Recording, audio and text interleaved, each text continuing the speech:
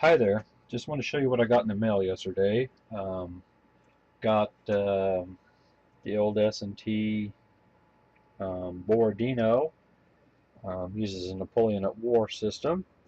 Is designed by John Young in 1972. Got it on a trade on BGG, and it's actually a pretty nice looking game.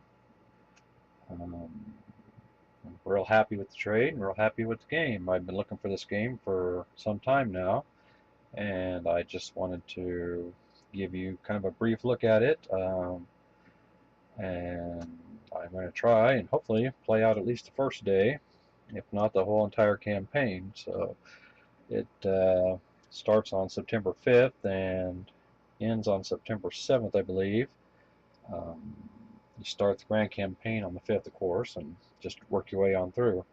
So I'm looking forward to giving this one a try, and I'm going to try and do a play-by-play, turn-by-turn game of it. I don't know how much detail I'll go into on the actual game playing and stuff like that, so the best place to find any information about a game like this is on Board Game Geek. So if you want to look the game up, find out a little bit more information about it, that's the place I would look.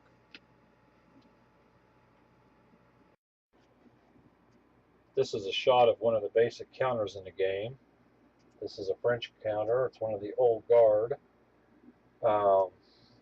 It's division sized, and it has a combat strength of 11 and a movement allowance of 4. Here we're going to look at just a sample of the terrain on the map. The map can be described as a little bland, using only about 3 colors, I believe. However, it does a nice job of representing the battlefield as it appeared back then.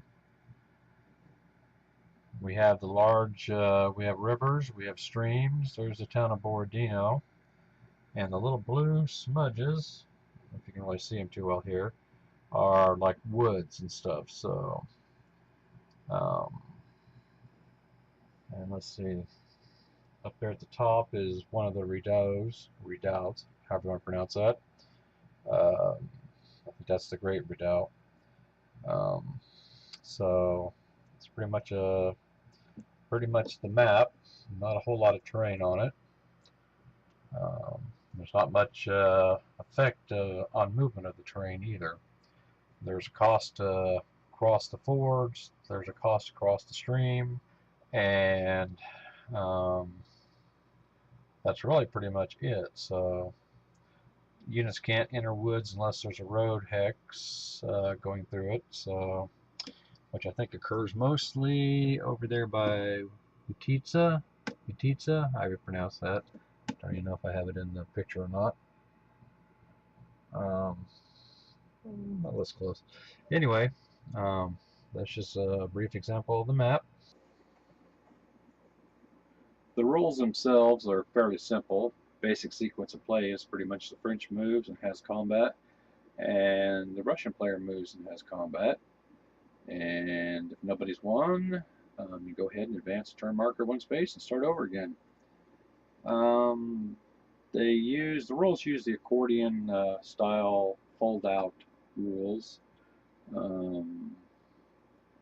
which once you get it all unfolded, it's like reading a newspaper. I much prefer the stapled rule books, but that's take what you can get. You got your little diagram up here of your unit telling you what it is.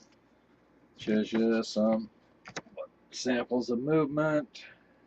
And there's your zone of control. All units have to stop upon entering a zone of control. Can't leave it except as a result of combat.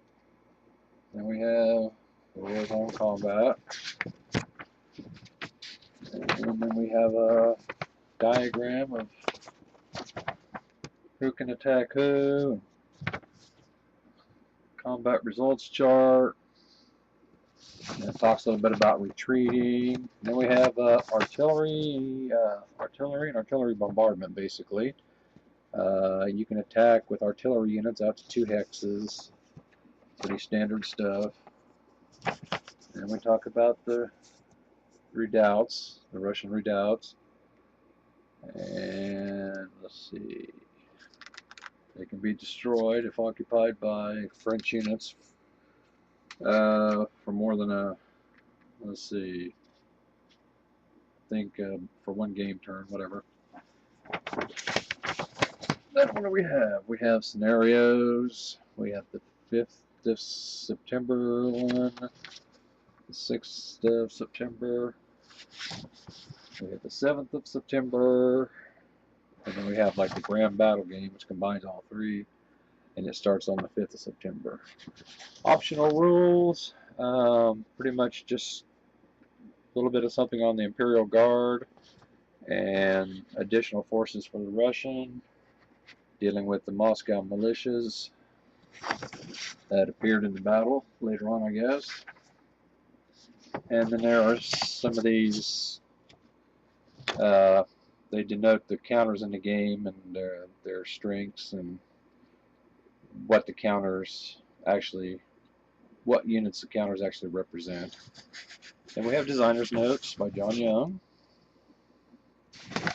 And that is pretty much it. The rules are, like I said, very simple, very easy to understand.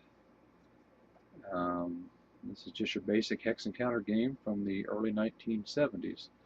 I think when this game came out, I was probably, let's see, I was probably 11. Yeah, I was probably 11 years old when this game came out. So, you know, I never even heard of conflict simulations and war games and SPI in Avalon Hill and GDW. You know, I grew up living out here in the middle of nowhere and middle of Kansas, so, you know, we didn't know about this stuff back then. But anyway, I'm really happy and pleased to have picked up a copy of this game, and I intend to give it a shot and see what happens. I also managed to pick up a copy of Brightenfeld, which was another one of my games I've been looking for. So I intend to get it on the table here soon and see how it plays. So 30 Years War has always been one of my favorite eras, and I look forward to checking it out as well. So I think with that I will end this video, and hopefully I will start filming the Battle of Borodino. So until next time.